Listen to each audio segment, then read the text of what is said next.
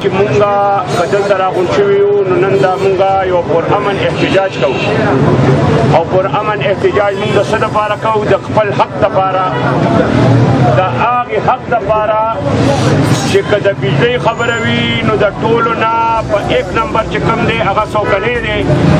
که د ګیس خبره وي د بل نو په ټولو کې 1 نمبر چې کوم دی هغه څوکنی دی نو چې په هر څه کې 1 نمبر څوکنی دی چې هغه باندې هېڅ قسم بقایې هېڅ قسم د بل څه مثلا نشته نوره څه غلا پکې نشته نو هغوی سره دا ظلم ولې کېږي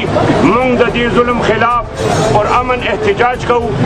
اعوذ بالله من الشیطان الرجیم بسم الله الرحمن الرحیم. نن د سوکانو د عوامو طرفه یو د سوی ګیس د محکمې خلاف یو بھرپور احتجاج شو چې پکې د سوکانو خلکو بھرپور شرکت وکړو. د دې جلوس یا د دې احتجاج مشري د عوامي نیشنل پارټي د سوکانو صدر ذوالفقار بټو لالا او ورسره د سوشل ورک تنظیم مشر شاهد بلال کوله او د کم پریشر چې کم روان دی د هغې خلاف هغوی خپل احتجاج ریکارډ کو او حکومت نه غوښتنه وکړه چې د دې مسلې حل دې راوستی شي. دلته کې موږ سره څه کسان هم دي هغوی سره به خبرې اترې کوو. استاد چې دا راته ووایي چې ستاسو په علاقه کې د کم پریشر د وجې نه کم مشکلات رامخې ته دي؟ بچې موږ ته ډېر زیات مشکلات دي او کپړې چې وینځو نوم هم نشو وینځلی نو ډېر زیات مشکلات دي او بجلی او نو یعنی وولټیج چې کوم ډېر زیات انتهایی کم دی پخلی پې نشي کېدی. د ګیس پریشر ډېر زیات کم دی او ډېر زیات کم دی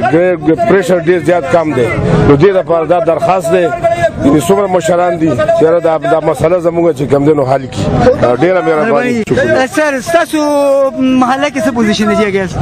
السلام علیکم جی زموږ خو دا 2 کالو شول دی نه مخکې ډېر ګیس پوره وه او هېڅ تکلیف نه و پریشر برابر و او دا اوس 2 کالو شول چې ډېر زیات تکلیف دی او بالکل هغې کې لکه شمې غوندې ګیس به لېږي جي او وینه او موږ ته ډېر زیات تکلیف دی جي او موږ احتجاج څو ځان وکړو نو د محکمې نه کسان راشي جنرال سره یو یاره ټیک دی بس ګیس و ټیک دی بیا لاړ شي ټول خارجي کوي هېڅ ایکشن نه اخلي. موږ دا پرزور مطالبه د حکومت ته او د محکمې ته چې موږ دا مسله حل کړي.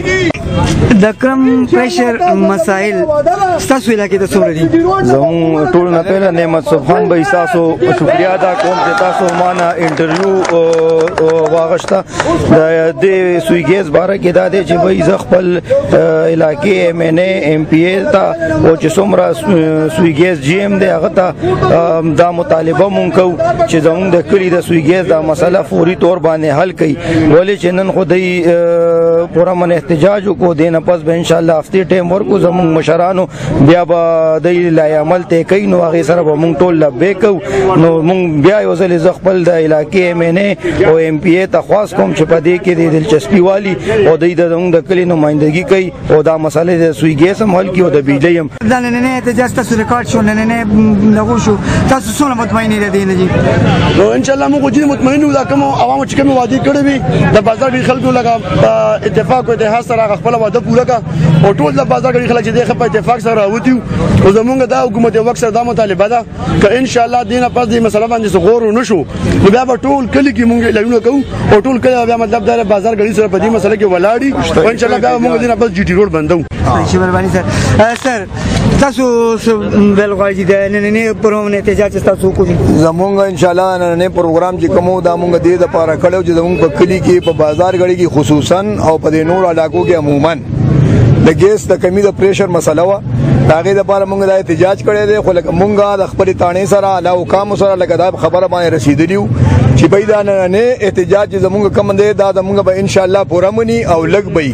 نو که دې باندې زمونږ مسله حل شوه زمونږ وطن دی زمونږ مطلب کلی دی زمونږ ځان دی زمونږ پاکستان دی کې مطلب مونږ یو قسم یو ذره نقصان رسول نه غواړو خو